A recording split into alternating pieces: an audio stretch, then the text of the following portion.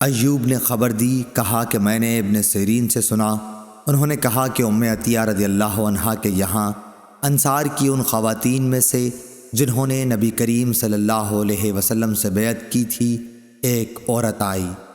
بصرہ میں انہیں اپنے ایک بیٹے کی تلاش تھی لیکن وہ نہ ملا۔ پھر اس نے ہم سے یہ حدیث بیان کی کہ ہم رسول اللہ صلی اللہ علیہ وسلم کی صاحبزادی کو غسل دے رہی تھیں کہ آپ تشریف لائے اور فرمایا کہ 3 یا 5 مرتبہ غسل دے دو، اور اگر مناسب سمجھو تو اس سے بھی زیادہ دے سکتی ہو۔ غسل پانی اور بیری کے پتوں سے ہونا چاہیے اور آخر میں کافور بھی استعمال کر لینا۔ غسل سے فارغ ہو کر مجھے خبر کرا دینا۔ انہوں نے بیان کیا کہ جب ہم غسل دے چکیں تو اطلاع دی اور آپ نے ازار عنایت کیا۔ آپ نے فرمایا کہ اسے اندر بدن سے لپیٹ دو، اس سے زیادہ آپ نے کچھ نہیں فرمایا۔